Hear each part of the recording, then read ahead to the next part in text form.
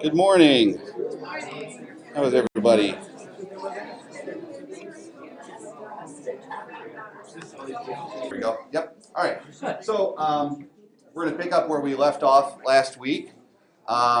We were waiting to bring our dossier was in Columbia. That was all our paperwork and everything that was put together there, and waiting for all those things to happen. And then November of 2009 comes along, and things get 2010. I'm sorry, get infinitely more interesting. So I'm going to hand off to Sarah here real quick, and she's going to talk about November 4th. We can do this. We're married. Yeah. Yeah, you definitely. Yeah, we can see that. The comedy hour. No, I need to get All right, do that. I'll be right back. All right. So Thursday morning, November 4th, I woke up that morning, and at this point we were waiting for the phone call that said, your stuff has been accepted, you can travel. And I woke up that morning and I said, we're going to get the phone call today, and so I'm going to pack my bag because I was still teaching at that point, and so we had our regular full day of school, and then it was parent-teacher conferences that night. And I said, so I'm going to pack my bag because we're going to get the call, and you're going to have to come pick me up from school, and we're going to drive to Chicago to go to the Colombian Embassy. And he was like, whatever, that's fine, pack your bag, don't worry about it. And so it was noon, and we hadn't heard anything. I was like, okay, great. And the person who was replacing me for teaching had called and said, have you heard anything? And I was like, no, we haven't heard anything yet. And then I was in about my third conference after school, and the secretary knew you need to put him through if he calls. And he called and said, we have the call. And they wanted us to travel as quickly as possible because in Colombia, they closed the court systems down for an entire month for Christmas. Like the whole country is shut down for Christmas. So we had to sign the document saying, we know we're traveling close to Christmas, and if we get stuck, we get stuck, because you never know how long your court process is going to take. And we just signed it because we were just ready to go. I mean, we couldn't imagine waiting longer. So the phone call came, and he said, they do want us to go to the Colombian Embassy tomorrow in Chicago because they want us to fly on Tuesday. And so I went through my parent-teacher conferences.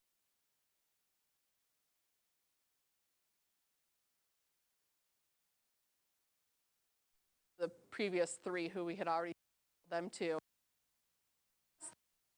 They said, we are praying that you get to go, but we are so sad because, they want teacher.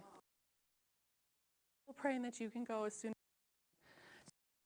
as good group of kids that year. Finished parent-teacher conferences. It was also happened to be the 140th anniversary of the church that weekend, and directing the choir. And so he finally got to school, I think, about 11 o'clock that night. And then we took off for Chicago that night, and we had called our friends, and we were staying with them. And we got into Chicago at like 2 a.m. their time. And on our bed was our Metro passes and the Metro schedule. Like they had everything laid out for us so that we could just know what time we had to be down there, and we could figure that out. And we slept for like 4 hours, and then we got up and we went to the Colombian Embassy in Chicago. And they're really fascinating. Like, I don't know if any of you have ever seen what it's like, but it is a building across from the Tribune building, which we have walked past hundreds of times in college, and it is this skyscraper, and you walk in, and all these different countries have different rooms on different floors of this building. So we could have stepped into Kenya or into Ethiopia or whatever, because when you're in that embassy, you are technically on their ground. They're in their country. And so we went to the Colombian embassy, and they, we were trying to see if we could get our appointment in a little earlier, and they said no. So then we were down at Starbucks, and at that point we were working with our agency to make sure that everything was fine. We were working to try to get airplane tickets to travel, and then you're kind of guessing, because you don't know how long things will take, of when your return flight will be. And so we did our best guess on that, and so then in that morning time, we got our airplane tickets and for Tuesday to fly out. And so we went through the Colombian embassy, and I mean, there it was just, it's just, paperwork and getting things filled out. There was nothing terribly exciting that happened there. But, and then we got back on the Metra, went back to our friend's house, and Pastor's dad had driven down from Wisconsin because we had brought our dog. They were going to watch our dog for the month that we were gone. So he drove down that day. We did the dog exchange. And then we drove Van Wert on that Friday night. And then Saturday was meeting kids who you don't exactly know their size. And you need activities to do while you're down there, because you're not going to go out and sightsee every single day that you're there. So you just do your best guess as far as clothing goes, shoe sizes. So we had all of our suitcases, and I thought I was doing a pretty good job of getting like 50 pounds or less. I could pick them up. I was like, oh, these are definitely less than 50 pounds. We'll be fine. We were not so fine, but that was okay.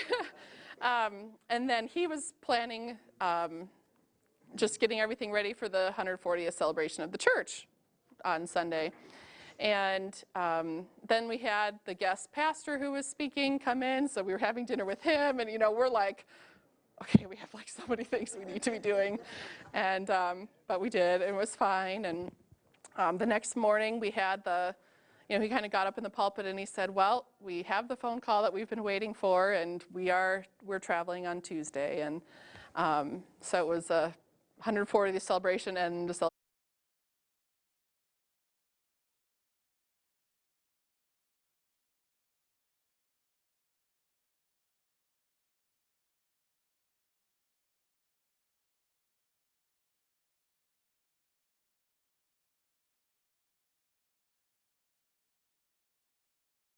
Teacher conferences, you get no grading done. You're you're getting the report cards done. You're doing nothing for that week, and you're getting what you're going to say ready and all the papers.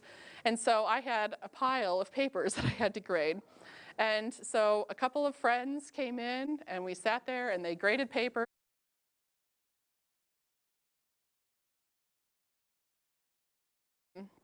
But just everybody pitched in so that we could have everything done and ready to go. I don't know if I know how to. So Friday to the embassy. So that's in the Colombian embassy. I forgot he put these in here. So that's the Colombian. And then all in that area, they have a flag that's in that building. And so the Colombian is the yellow with the blue and the red, because we're finally going to go to that. So, and then, everything, it was all packed and ready to go. So there we go. So then, Monday then, I taught my last day of school, and so they had a little party, and then he met me at school with the van loaded with all of our suitcases. And we drove then to Chicago, because that was where we were flying out of, and we stayed at our friend's house.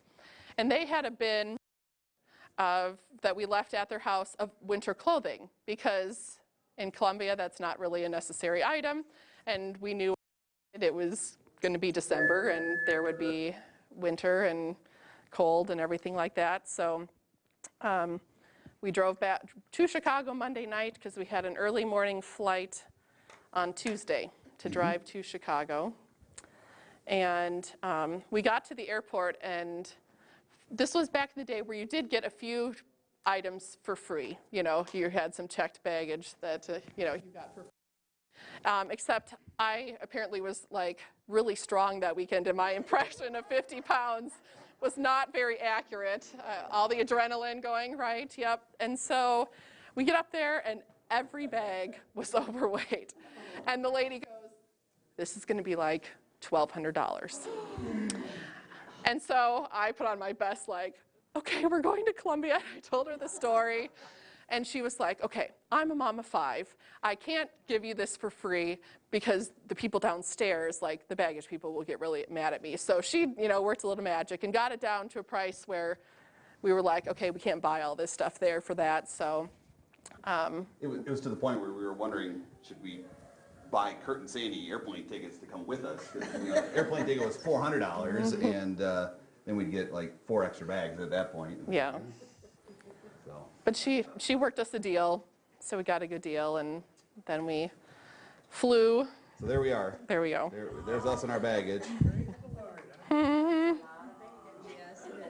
Yeah, which we would be fine on the way back because we would have other people and we could divvy out the weight. And we told my sister was going to fly down, and we told her, please bring like 2 extra bags just shoved in your bag. And so we were fine then. Going back, we had no problems. Yeah, so we fly through Memphis, and then Miami. and then out from there, and arrived in Medellin late.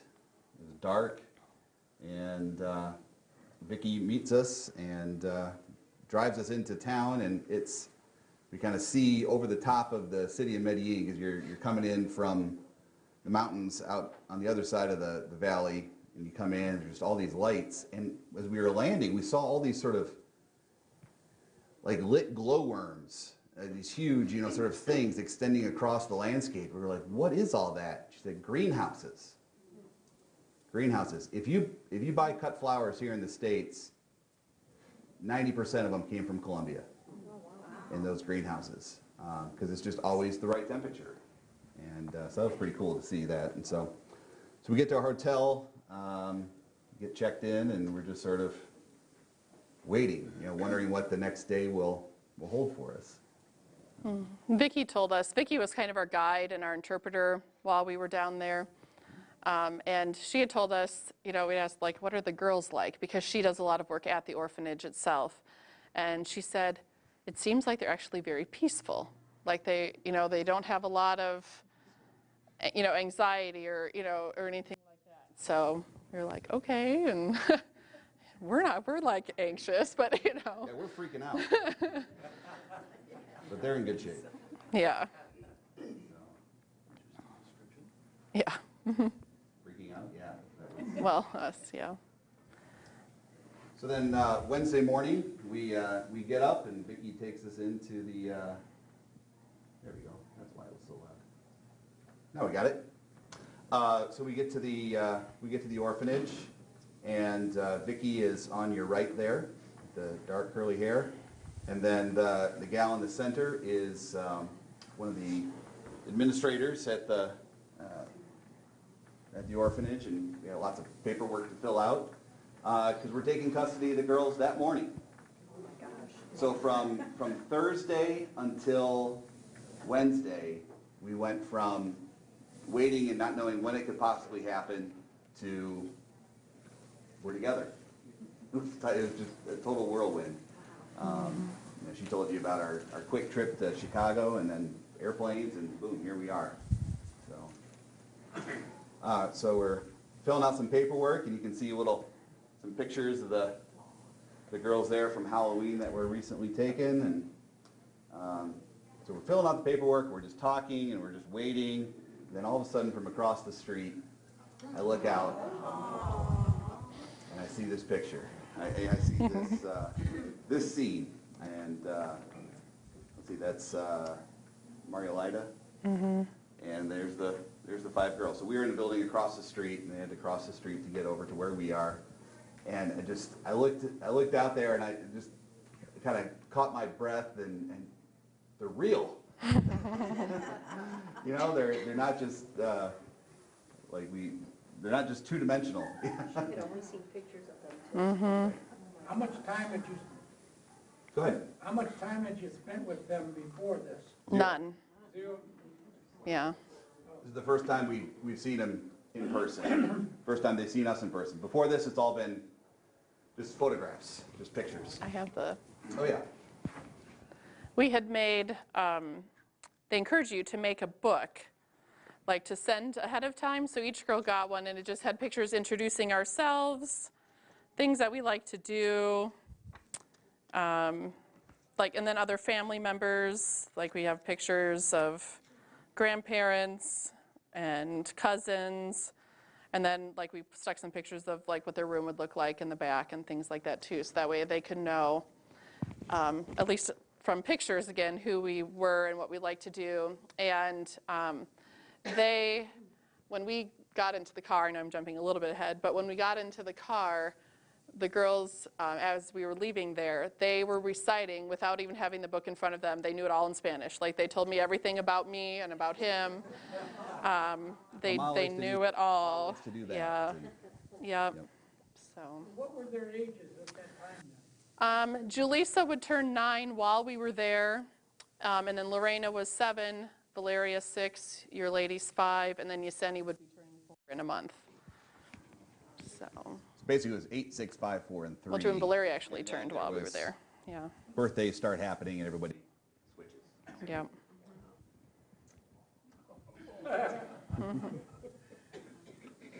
They had done up their hair with ribbons and some beads and buttons and just sort of really, you know, kind of neat decorations. You didn't have any gray hair at that point either. Hey, you're right. Look at that. A student in my class had brought me a cross necklace for each girl. And so that's what we were doing there, was giving them their necklaces. And then you can see there's like a little pillow in Yesenia's arm there. And it was her aunt. It was like Deb Zexer taught with me, and then her husband was pastor at the Lutheran church where I was at the Lutheran school. And her aunt like stitched pillows with their names in them so we could give those to them also at that point in time. And it's kind of an awkward situation because like everyone is watching you like greet your children for the first time, and then they finally kind of let us go back into a room and talk with them and get to know them a little bit. And I mean, you know, they were scared. I mean, we're strangers, you know, I mean, that's, you know, I couldn't imagine. And we were giants, like we are giants in Columbia. Our children are giants in Columbia. Like the people are just. Well, Julissa is. Julissa is, yeah. The others might stop off where they are. But I mean, we were just tall. Like the next tallest person I think we saw was maybe our shoulder height. Right. And so, you know, we just looked big, and you know, we were strangers and new, and you know, we said we couldn't imagine like how they were feeling at that moment because, like it or not, this is who, you know, your parents are going to be. And we said at least, you know, they kind of had each other, because there was another boy who we ran into a couple of times, and he was adopted, you know, alone, going to Italy with his family, and so it's definitely it's a Scary. hard, yeah. Scary experience. This is something they had no decision in, right? I mean, it was. Right, yeah, yep. And that's part of what I guess we're still, that they're still coming to grips with and still dealing with is, you know, we didn't take them. Columbia said you need a family, and you know, this isn't something we did to them, but Columbia was going to send them somewhere, and for them to come home with us together is really, you know, the best case scenario. And it's still something I think that, you know, as they talk about that first day that we were together and things, it's sort of like, you know, who did this? You know, and it's that it's really Columbia that brought us together like that. And you found that through your adoption agency? Mm-hmm. Yeah, and Vicki, who was our guide, she does a lot in working with the waiting children, like with our adoption agency. So she had known the girls for the whole time, like they were at the orphanage and stuff. So, and our thing with them is, you know, if you were to ask us about like their birth family, we would say, well, that's their story to tell. You know, I'm not going to go to your mom and say, what is the worst thing that ever happened to you in your life? So that is their story to tell. Some of them talk about it, some of them don't, and that's fine. And then they were at the orphanage for 3.5 years. Yesenia was 2 months when they went in.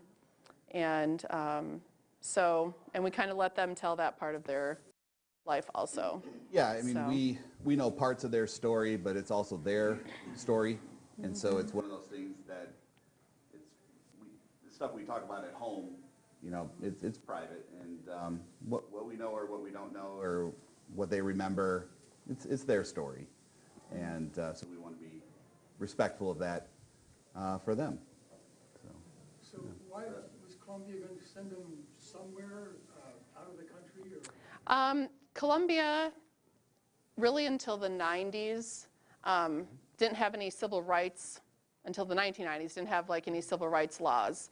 And so there's a lot of racial prejudice in Colombia. And so the chance of them being adopted there would not be very. But they wouldn't just let them grow up and become Colombian, going to adopt them away. Right, Well, to they're give them a gonna be adopted family. somewhere, Yeah. whether it's in country or not. I mean, for example, Afro-Colombians don't get adopted by Colombians. You know, it's not a Adopts them. foreigners. Then it's like the United States. At the age of 18, you're just turned out and, right, and you're most likely drugs, prostitution. And you took them as a tribe, but they could have been adopted individually too. Right. And that's what we had seen beginning to happen on the waiting children's list, is they had split them into a group of 2 and 3,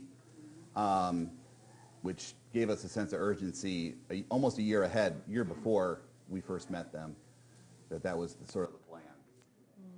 And so we were able to prevent that. Dave? Do you have any ongoing correspondence with the orphanage, or do they check on how they're doing, or anything going on between you and them? The first 3 years, we had to do reports through our agencies, you know, follow-up reports, 3, 6, 9, 12, 15 months, and things like that.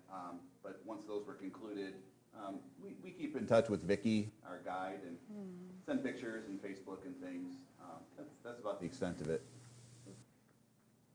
And you can do as much as you want. I mean, we know some families, they send Christmas gifts down each year and do different things. We just haven't done that. So this was our first night, second night. Yeah, the first night we had sort of a 2-room suite at the hotel, and they were in one room and we were in the other, and it piled in 2 and 2 and 1, and the next night they were all together in one bed, our bed. Yeah. You've seen that picture on my computer background. So the next 16 days, the next 2 weeks, 3 weeks or so, they really give us that time to get to know each other and just start becoming a family.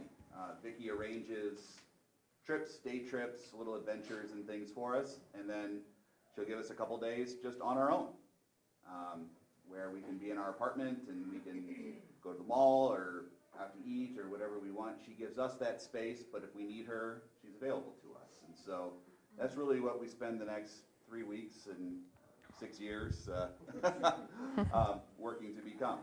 So here's the apartment the first night. That was the hotel.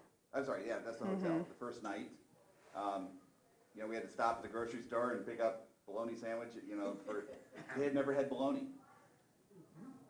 I find this out just weeks ago. They're like, yeah, we didn't know what to think of that. Oh, okay. They look very comfortable with you. Like, Then love it. World War II. This is honeymoon time. This is honeymoon phase. A lot of te amo, I love you. A lot of te quiero, I want you. You know, I love you. That's a way to say that. But not really knowing what it all means quite yet. Like, all right, you know, yeah, we're with you right now. We're going back to the orphanage, right? Or, you know, Yeah, right. this isn't forever, is it? And that's not normal where you're at there, that's not their new normal. Right, yeah. We stayed in the hotel the first 3 nights because the apartment that we were going to stay in wasn't ready yet. So, This is outside the hotel, some of their landscaping. yeah, Medellin is located pretty close to the equator, but it's at 5,000 feet in elevation. So it is the city of eternal spring. It's 80 degrees for a high and 65 for a low year-round. They have a wet and a dry season. And there are about 3 million people who live in Medellin, and they would technically say Medellin with their accent. They do the double L as a J sound instead of the typical Y sound.